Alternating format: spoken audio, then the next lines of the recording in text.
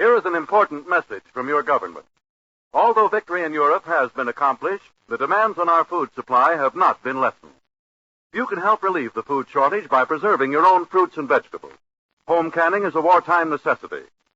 Knowing the proper techniques and methods in home canning is important, and you can get expert advice by simply writing the Department of Agriculture, Washington 25, D.C. Remember, there must be no letdown this year. Home canning is one of the nation's most important jobs on the home front in 1945. And now, Swan, the white floating soap that's pure as fine Castiles, brings you George Burns and Gracie Allen.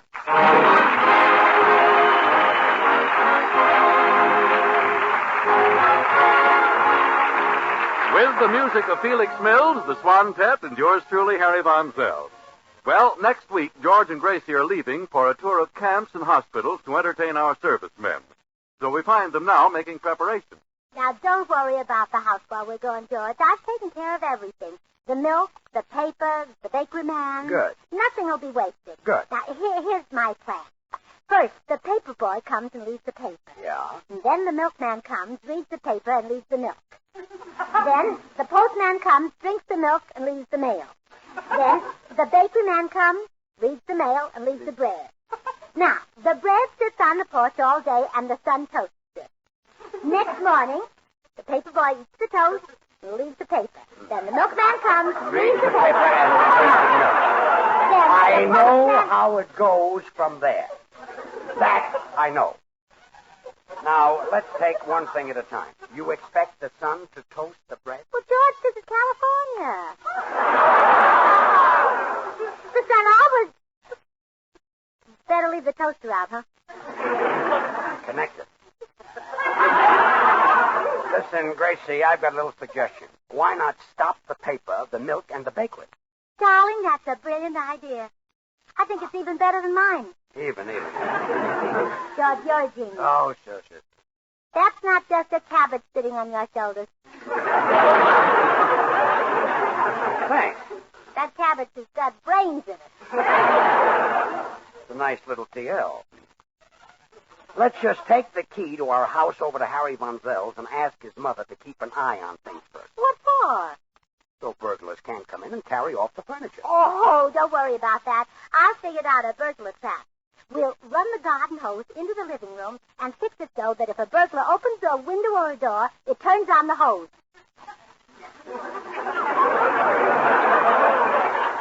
Well, that's not going to keep him out. No, but what burglar is stupid enough to steal wet furniture? This is no cabbage in my head either. You could have fooled me. Let's take the key over to Mrs. Von Zell.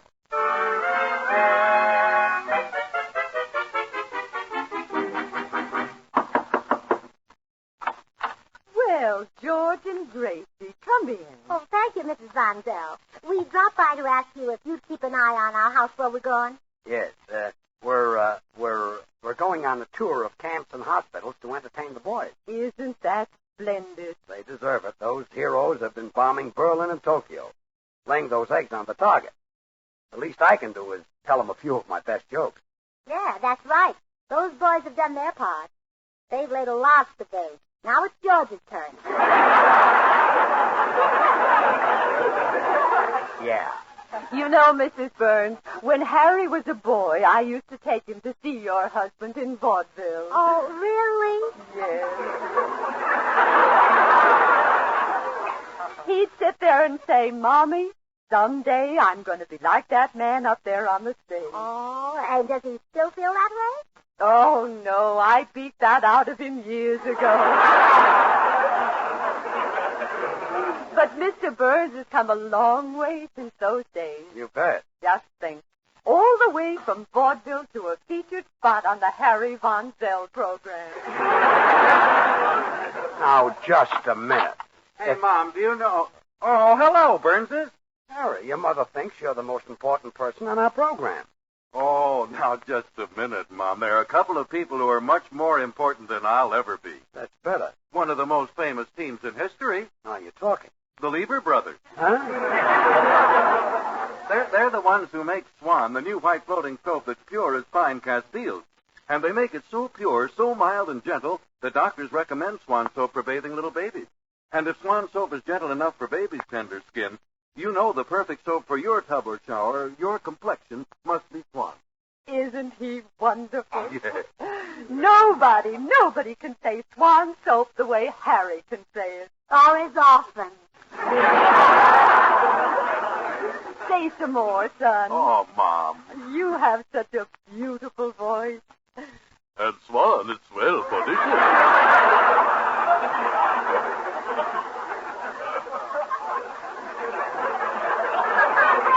You not only get loads of hard-working studs, but you can be sure that Baby Gentle Swan will help keep your hands smooth and lovely.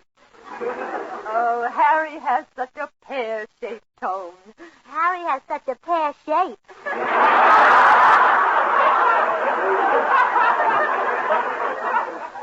You know, my boy could have been an opera singer instead of just star of the Harry Von Zell program.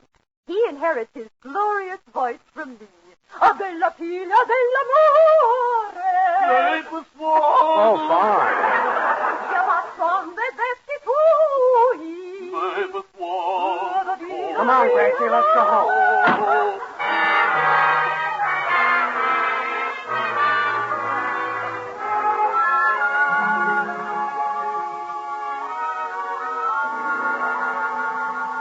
Oh, what a laugh that was. Mrs. Von Zell telling you that Harry had a great voice. You, the greatest singer the world has ever known. Oh, boom, boom, boom, boom, boom, boom, boom, boom, boom, boom. Say, have you ever been away? Ah, you solid, Jackson. No wonder Lawrence Tippett would give anything to have your throat. Lawrence Tippett? You'd like to have my throat? Heard him say so myself. One night at the canteen you were singing, and Tippett said I'd give anything to get my hands on that man's throat. There's no one as grand as my land, George. from California. George. I just had a sensational idea. You can sing the servicemen for the camp in the summer. Sing for the servicemen? I'll be glad to.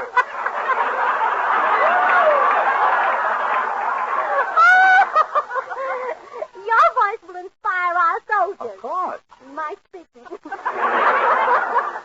When they hear you sing, they'll want to rush right to Japan. Yeah. Come in. Mrs. Burns? Yes. I'm from Army headquarters. The general suggested that I drop by and discuss your camp tour. Oh, fine. Come right in, Private. I'm a colonel.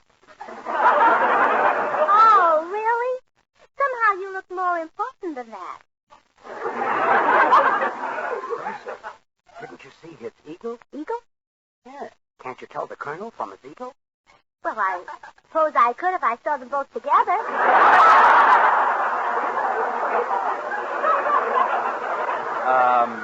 Don't explain that, Colonel. Suppose we talk about our tour. Oh, yes, Colonel. We have a surprise for you. My husband is going to sing for the boys. Oh, does Mr. Burns sing? Does he? Like an angel. He's the greatest singer in the whole world, that's all. Oh, now, Gracie's exaggerating, Colonel. Not much, maybe, but a little. Well, if Mr. Burns is going to sing, I'll certainly see that it gets plenty of advance advertising. Well, give the Colonel a little sample, Citizen. Open up that glorious mouth and let the music pour from your throat like gas from a flamethrower. Well, okay. I'll give him the last 4 bars. Make me lose those Yankee Doodle. You can have them. I don't want them Yankee Doodle blues. Well, Colonel? Mr. Burns. Perhaps it would be better if we didn't advertise your singing. I think we ought to keep the thing, like a secret. You, mean a military secret? Yeah, that's it. A top military secret. Don't talk about it to a soul. Oh, we won't. It might endanger the war effort, huh? It might wreck it. Gee, Gracie, do you think he liked my singing? Why, George, he must have loved it if he made it a military secret. Why, isn't it exciting? Yeah. Why, you'll be famous among our soldiers, dear. I wouldn't be surprised if at the end of this war, you're better known and better loved than powdered egg. I hope so. are Felix Mills and the orchestra with the Swantet singing I'm Beginning to See the Light. I never cared much for moonlit skies. I never winked back at fireflies. But now that the stars are in your eyes, I'm beginning to see the light. Never went in for afterglow or candlelight on the mistletoe. But now, when you turn the lamp low, I see the light. I used to ramble through the park, shadow boxing in the dark. Then you came and caused a spark and the whole our fire now. I never made love by lantern shine, never saw rainbows in my wine. But now, with your lips on mine, I'm beginning to breathe the light.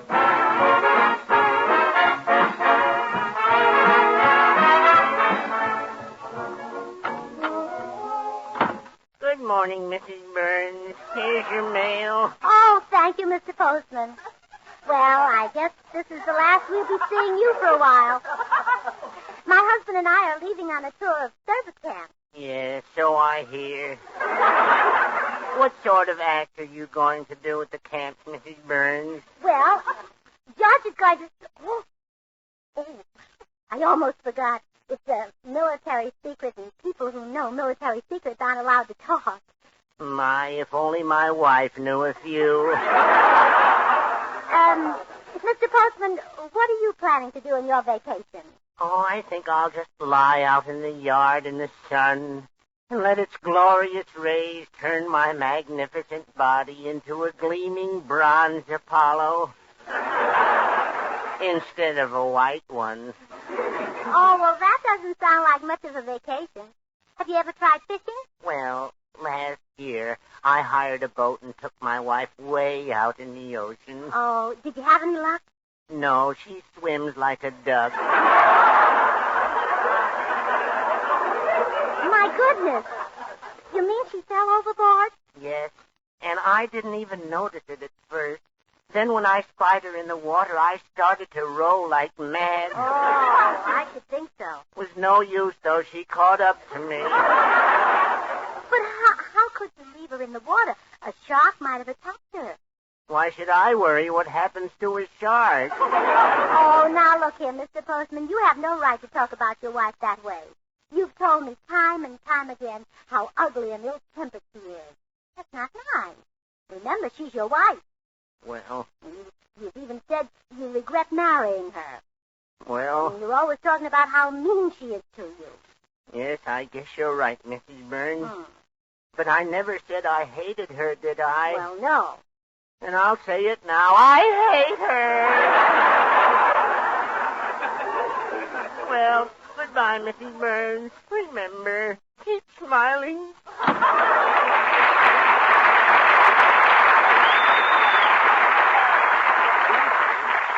When do you expect to get the packing done? Oh, right now, dear. Oh, that always happens when you're the busiest. Well, I'll answer it. You get on with the packing. All right, dear. Hello, George. Oh, hello, Harry. Hello, Mrs. Monsell. Mr. Burns, I'm afraid I owe you an apology. After you left this morning, my son explained to me that it's not the Harry Von Zell program at all, but the George Burns program. You did, huh? Yes, I hope you'll forgive me, but you know how we mothers are. We like to imagine our sons amount to something. Oh, sure. Even if they're worthless no-accounts, we're proud of them. I understand. I'm sure your mother feels that way about you. Yes. George, I also told Mama that we shouldn't expect to sing in front of you because you're a great singer yourself. Well, thanks, Harry. Sing something for Mama, George. Okay, I'll give you Mother a little fill. I'd love Get to a call load you of this Rose, voice, dear. Mama. It's terrific. Go ahead, George. I'd love to call Listening you to George's Rose, dear. beautiful voice is like looking at a beautiful picture. Sing for Mama, George. Yeah. I'd love to It's call like you looking Rose, at dear. that beautiful baby picture the Swan people are offering. Oh, no. Oh, yes, they are, George. They are? They are. All you have to do is send a dime to Swan, Box 1, New York 8, New York, and they'll send you this beautiful picture in full color. It shows lots of happy little babies playing on their own little merry-go-round, you know. Makes you happy just to look at it. But go ahead and sing, George. Yes, I came all the way over to hear you. You might at least have the courtesy to sing. Okay, then listen. I'd love to call you Mama, Rose. you dear. sent for one of those pictures, didn't you? Oh, well, of course I did, Roses son. fade away.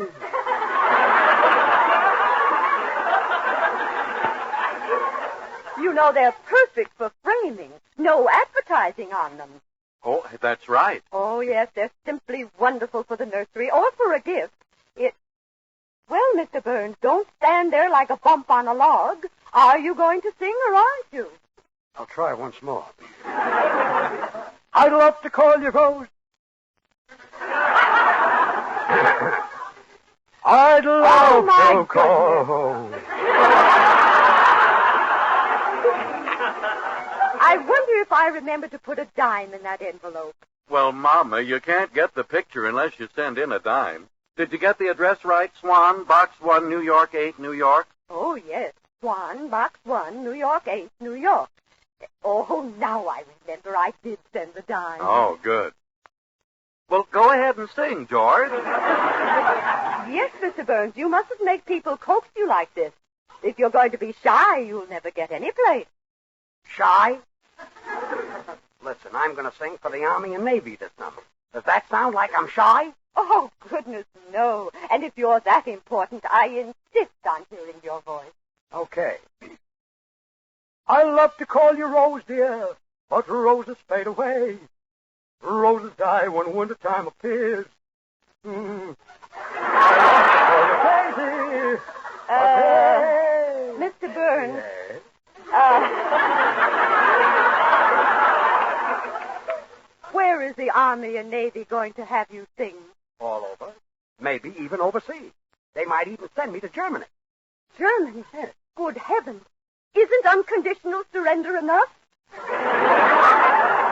Good day, Mrs. Von Zell.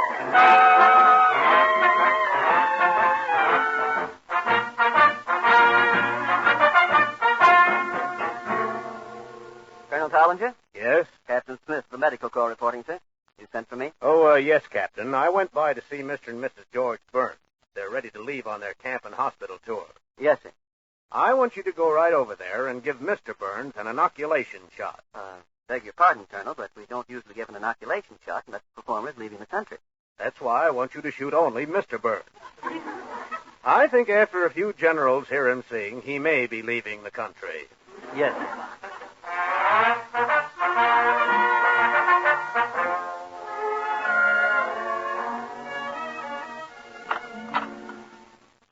George, Harry Von Zell and his mother are telling everyone that you're going to sing for the Army and Navy. Did you tell them? Sure. But didn't you hear what the colonel said? Your singing is a military secret. You've committed treason. Treason? Oh, honey, you're excited about nothing. Nothing? When you might be shot? Shot like Benedict Arnold or Alan Hale? Stop. All right, I said something the colonel said not to. But I'm not going to get shot for it. You'd better answer the door. I'm going in and get our packing done. Come in. Mrs. Burns? Yes, I'm Captain Smith. Colonel's orders, ma'am. I'm here to give Mr. Burns a shot. I knew it. I knew it. I beg your pardon. Oh, you can't do it, Captain. You can't. You can't. He's too young. Well, we shoot them any age. Oh, but, Captain, my husband is a civilian. I know that. But he's even more civilian than most civilians. I'm a busy man, Mrs. Burns. Where's your husband? Wait, let me be the one to tell him. It'll be easier that way. All right. George, Yeah? goodbye, old paint. Old paint? You're riding into the sunset, old Dobbin. Dobbin? You're heading for the last roundup, old Pinto. Gracie, what's this all about? Goodbye, old paint. Oh, stop. George, I want you to know that I've been happy every minute of our marriage. That's nice. I know there were a couple of people who thought you wouldn't be a good husband. Mama, Papa, That's right. Grandma, Grandpa, Sister Bessie. Gracie. There were few scoffers who said you wouldn't amount to anything. Uncle Dan, Aunt Clara, Cousin Joe, Brother Willie. All right. The Iceman, the Butcher, Schwab the druggist, Moe the tailor, Mo Rooney the cop. Gracie. There were a few who said I made a mistake marrying you. Eddie Cantor, Harpo Marx, the Andrews sisters, my Sunday school class, Chamber of Commerce, the Prudential Life Insurance Company, the Democrats. All right. Will you please tell me what's going on? Goodbye, old Stop. Why are you saying goodbye? Well, because you revealed that military secret, and the Army is here to shoot you. You still worrying about that? I mean it. There's a captain here right now to execute you. Oh, don't be ridiculous. I'll speak to the captain. Oh, hello, Captain. I'm George Burns. My wife tells me that you're here to shoot me. That's right. Oh, no. Take off your coat. Oh, wait, Captain. Oh, Captain, how can you do it? Look at that sweet, innocent face. Look at that frightened expression in those big, soft, brown eyes. Like a cow walking past a butcher shop. Captain, how can you look at that face and shoot him? Believe me, it won't be easy. Now, come on, Mr. Burns. I've got the needle ready. Oh, needle? My goodness, are you going to shoot him or crochet him? I'm going to shoot him in the arm with a needle. Give him an inoculation. I thought you were going to shoot him with a gun. Execute him for giving away a military secret. Oh, that's ridiculous. He couldn't be shot without a trial. Wasn't a very important secret anyway. Just going to sing at Army camp. Oh, really? I'd like to hear you. All right. I'd love to call you Rose, dear, but roses fade away. Roses die when wintertime appears. Well, Captain? You, Captain, put down that gun. Remember what you said about a trial.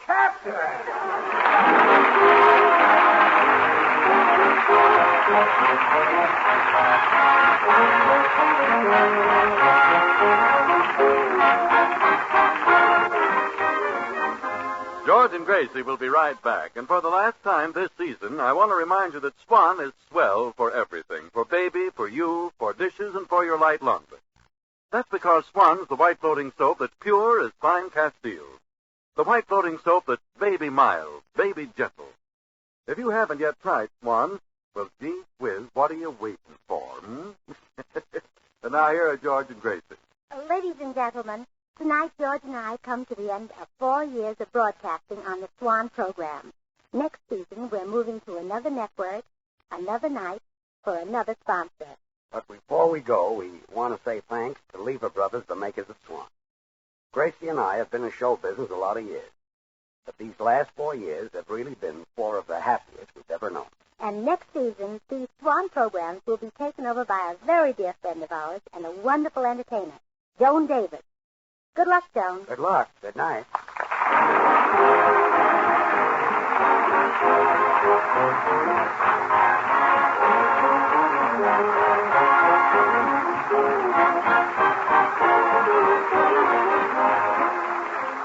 The makers of Swan, the new white floating soap, invite you to tune in to your Columbia station again next season, when Joan Davis will be on the air for Swan. Watch your local newspaper for the date of the first program, and until then, this is Harry Von Zell saying, well, I, Swan, how about you? This is CBS, the Columbia Broadcasting System.